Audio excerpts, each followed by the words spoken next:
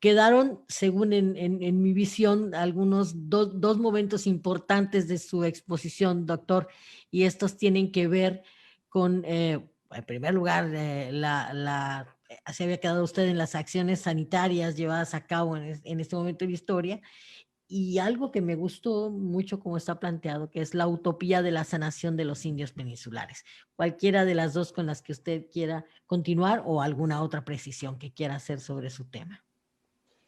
Sí, bueno, esto de la utopía solamente es válido cuando lo pensamos desde la actualidad.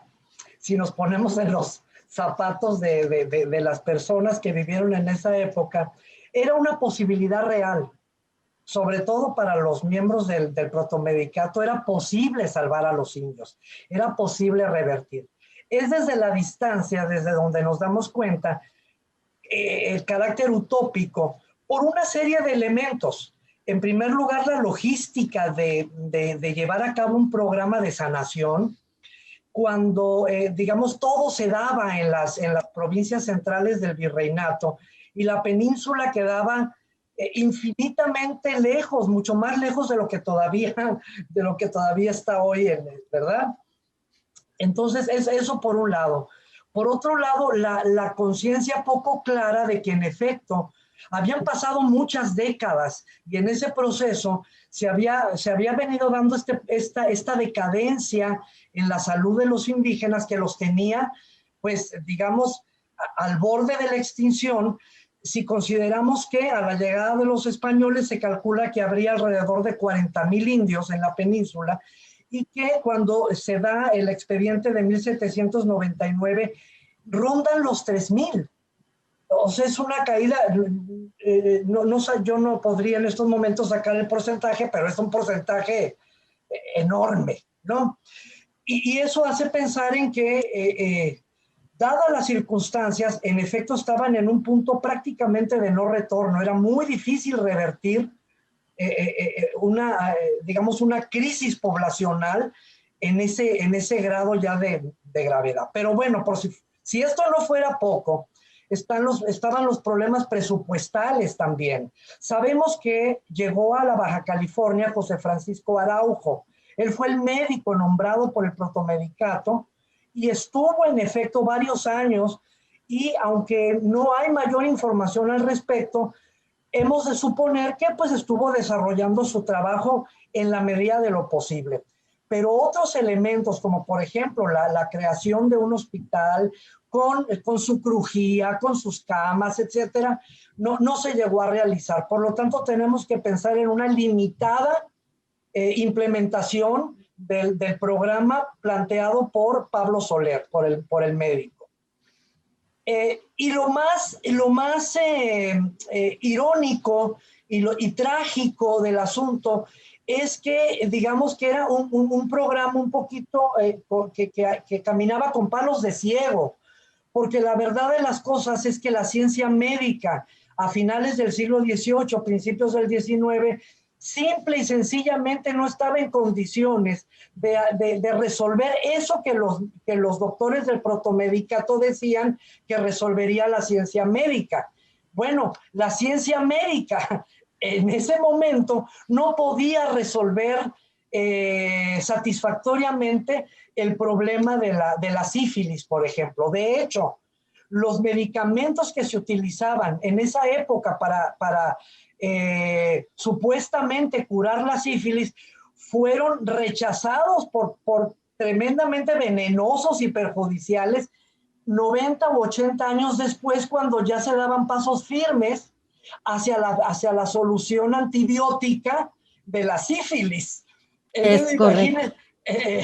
Pero 80 años atrás, bueno, estaban en esa condición, y eso hace profundamente utópica el programa de sanación, ¿no? De hecho, no se dio. Los indios se extinguieron como grupo étnico diferenciado. Y esa es la realidad. Gracias. Se está poniendo cada día mejor y siento el enojo con el tiempo. Gracias, doctor. Doctora González, Edith González, encontré por ahí en su resumen algo que me llamó muchísimo la atención y que sigue siendo caramba, pero sigue siendo un tema tan actual y tenía que ver con el agua y la condicionante del agua. Platíquenos de ese momento que descubre en su lectura, por favor. Pues la empresa prioritariamente decidió que el agua era para sus labores mineras, de tal manera que el agua para las familias operarias fue sumamente limitada. Yo decía que 20 litros diarios de agua para una familia, que pudiéramos pensar una familia de 4 personas, ¿verdad? 20 litros diarios, y no es de que me quiero pasar, sino la empresa estableció en el pueblo lugares donde la gente iba a aprovisionarse del agua, y estaba un personaje ahí que era el que controlaba que no se pasaran de esos 20 litros, y pasaban las 2 cubetas, se llenaban y tenía que salir la gente y entraban otros. Entonces yo creo que ese asunto, pues es un asunto que pesa mucho para la insalubridad que se vive en el mineral, y que pues va a llevar a altos índices de mortalidad, ¿sí? Creo que si vemos y contrastamos con los datos que se tienen a nivel nacional, Santa Rosalía tiene datos sumamente impresionantes, mientras que a nivel nacional se habla de 31 muertes por millar. En Santa Rosalía llega un momento, por ejemplo, 1910, que son 91%, pues, ¿sí? Entonces, impresionante el número de muertos, pues. Y la otra también tiene que ver con que la empresa minera, pues, no le interesa mucho terminar con la insalubridad. Por ejemplo, los espacios, la casa era una casa estrecha, y dentro de la casa estaban los tibores donde la gente hacía sus necesidades, y entonces por la noche tenía que pasar un grupo de personas a vaciar las cubetas, ¿verdad?, que estaban ahí, y llevarlas a 5 kilómetros del mineral, a tirarlas al mar. Entonces imagínense todos los olores que en la noche se daban, ¿verdad? Entonces esto explica los altos índices de mortalidad en el Bolívar. Claro, claro, clarísimo, doctora. Todavía tenía 30 segundos más para cerrar, pero vamos a dar otra ronda más. Gracias, doctora. Doctor Rivas, yo de repente también haciendo una lectura rápida, me entró el morbo ya francamente y dije, ¿cómo estaría el asunto de las sanciones? ¿Hay registro documentado de estas sanciones aplicadas, de las que ustedes, esas medidas que terminaban a lo mejor con alguna multa, algo así? Sí. Bueno, esta política sanitaria no se definía solamente con emitir las leyes, las disposiciones, sino que, digamos, se tenía que interiorizar estas medidas, estas disposiciones, por las autoridades y por la población, por los ciudadanos. Entonces, en el caso de las autoridades, ellas tenían que asumir la responsabilidad tomando en cuenta algunos dispositivos, también, digamos, invirtiendo presupuesto. Los ayuntamientos tienen que, en sus presupuestos, establecer ya un rubro, una cantidad, por ejemplo, para la cuestión de la limpieza. Pero también los ciudadanos tenían que asumir estas medidas ya de manera cotidiana. Entonces, por ejemplo, una de las medidas en las que insistieron mucho las autoridades que debían modificar los ciudadanos era la cuestión de la limpieza, ¿no? El de no arrojar despojos en las calles y sobre todo en la playa, en el mar. Constantemente están insistiendo las autoridades, incluso los propios carretones que recolectaban la basura iban y las depositaban en la playa, y entonces venían las quejas del capitán del puerto de que se estaba perjudicando el fondo de la bahía, ¿no? Ese es un ejemplo, ¿no? También en la cuestión del rastro, ¿no? Muchas veces los encargados del rastro no asumían las disposiciones de que había que recoger los despojos, llevarlos fuera del fondo legal. Y sí hay, digamos, en el archivo hay muchas quejas, muchas disposiciones de que no se cumplían. Por ejemplo, en el caso de los alimentos que tenían que vigilarse como una medida sanitaria, hay datos de cómo eran reconvenidos, multados los panaderos, por ejemplo, que no cuidaban bien la calidad de la harina o las condiciones en que estaban, donde guardaban la harina. La cuestión de la leche, sí hay mucha documentación sobre eso. De ahí podrían salir muchas líneas de investigación. Yo quiero preguntar por ahí, Janitze debe de estar cercana al Facebook, porque por ahí vamos a empezar a recibir a lo mejor algunas preguntas o comentarios. No sé si nos puedas hacer el favor y si ya tienes algo en la charola, porque no quisiera consumirme el tiempo también del público que ha estado interesado. Adelante, Janitze, por favor. Nos han hecho llegar varias preguntas. La primera va dirigida al doctor Altavli y dice, ¿quién o cómo se costeó la salud para los indios subcalifornianos? ¿Existía un protocolo y qué medidas de prevención se tomaban en aquellos tiempos? Había un proceso. Decía yo hace unos momentos cómo los informes dominicos pasaron a manos de los expertos del protomedicato. Ellos hacían un dictamen largo que luego, si cuajaba bien, si digamos procedía, era enviado al virrey.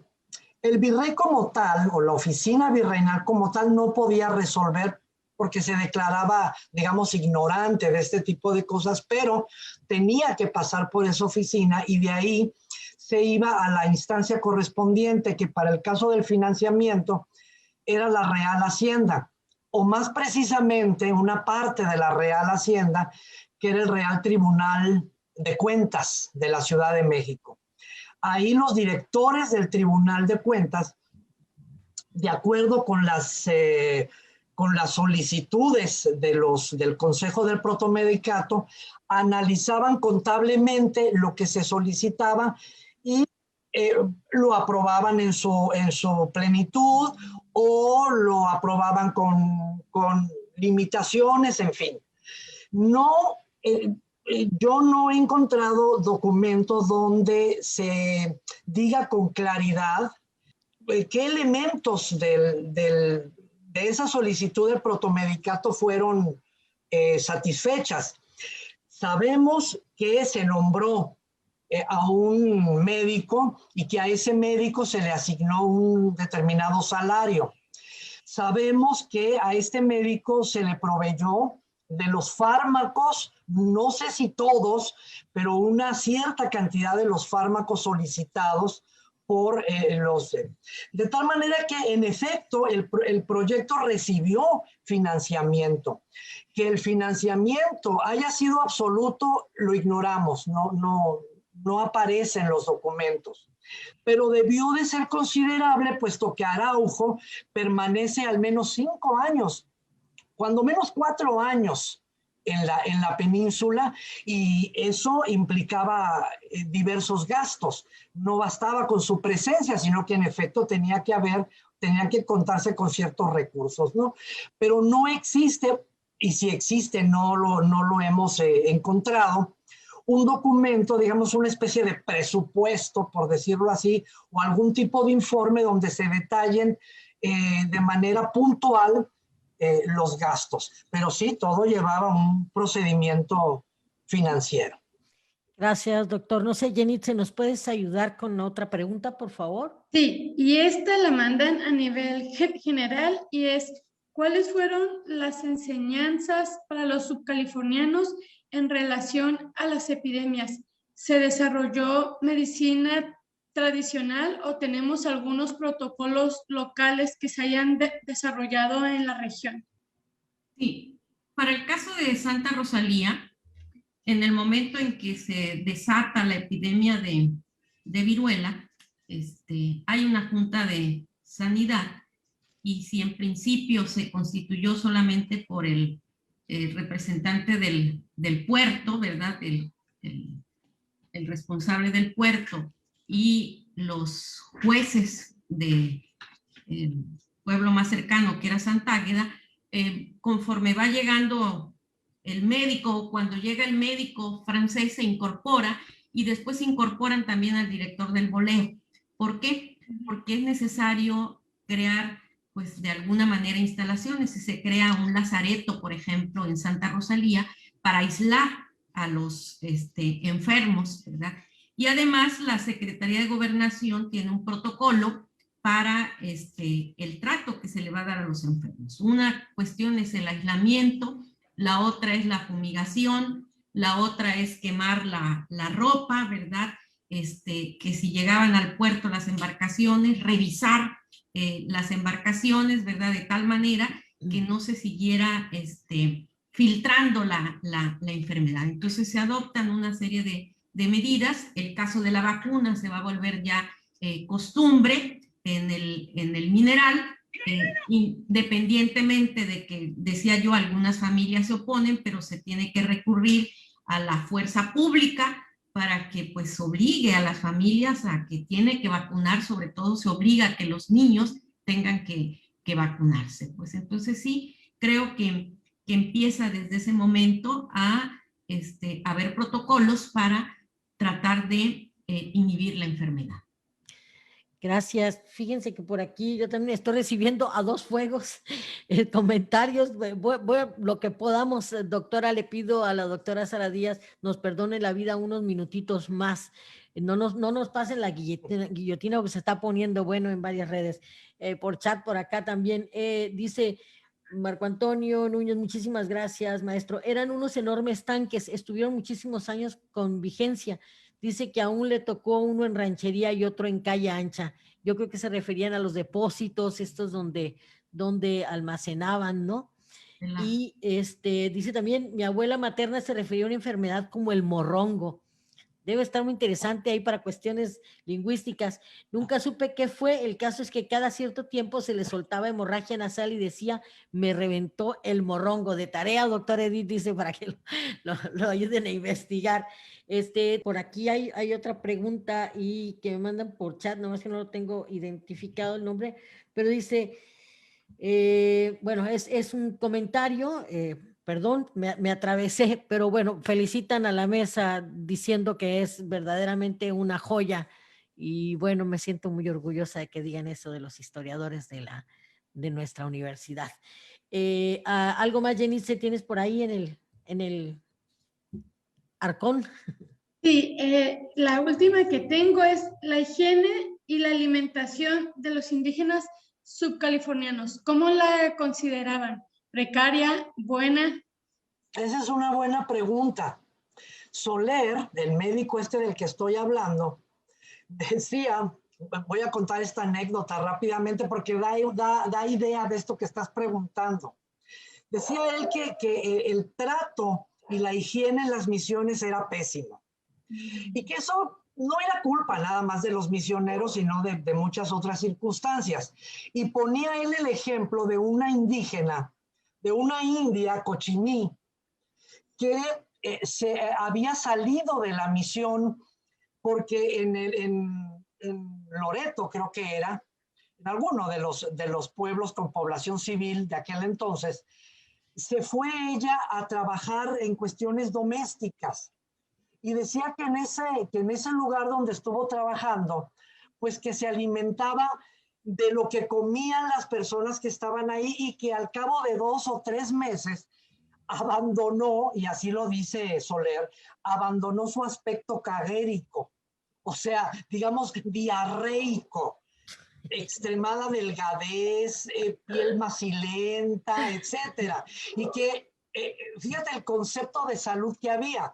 En cambio, dice, aquí después de 2 meses ya estaba gorda, es decir, sana, ¿no?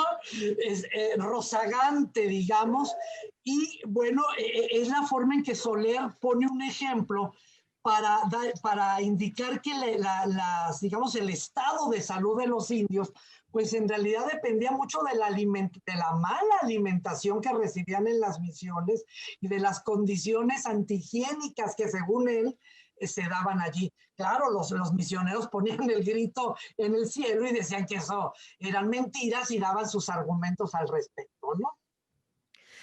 Doctor Ignacio, por acá anda otra pregunta que tiene que ver con la reacción de la población ante las medidas estas, pues la normatividad, un poco la mano dura de la ley. Cuéntenos, ¿cómo hubo reacciones? ¿Hay documentación donde alguno se negara, fuera a juicio por no barrer, alguna cosa así?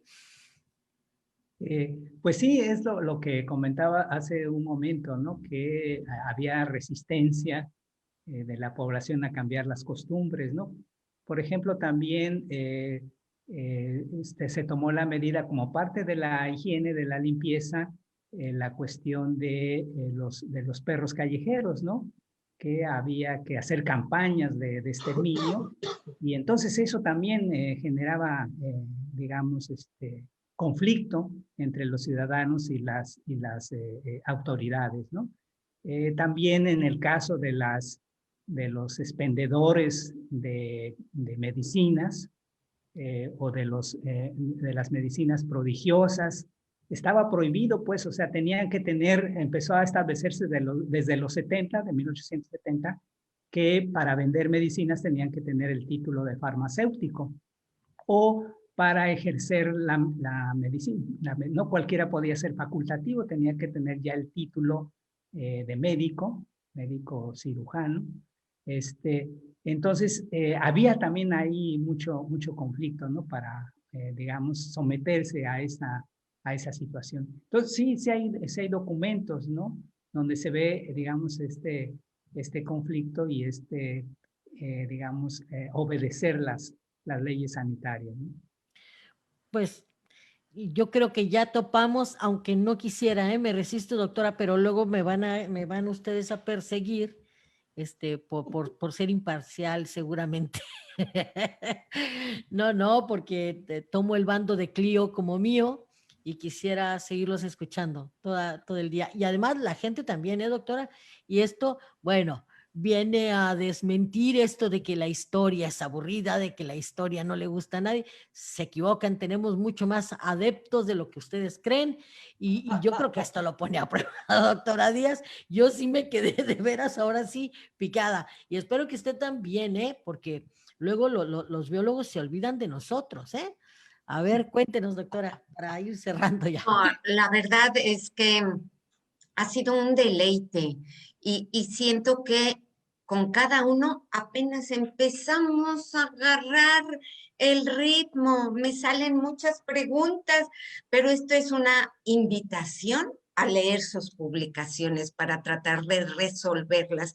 Muy interesante, muy rica su participación. Les estamos muy agradecidos. Dice Cintia que mentira, ya se extendió 12 minutos de nuestro tiempo límite y claro que es porque es historia, pero me le uno al gozo de tenerlos aquí. Muchas gracias, Yo Cintia. nada más quiero hacer un dato, darles. Adelante, doctora. En 1918 y 19 también llegó la pandemia de la gripe española a Santa Rosalía. No tengo los datos de La Paz, pero en Santa Rosalía en 1918 y 19 mueren 352 personas, de las cuales 75 mueren por la pandemia de la gripe española en Santa Rosalía.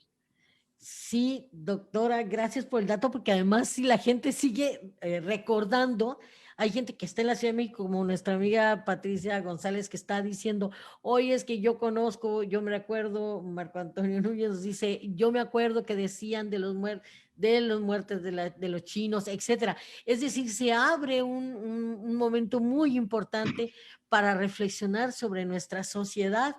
Y bueno, doctora, que Díaz, gracias por haberme hecho jalón con esto y yo esperaría que siguiéramos contagiando a la gente del maravilloso mundo de la historia, sobre todo en voz alta con ellos, que han sido verdaderamente eso, una joya para nuestra memoria histórica.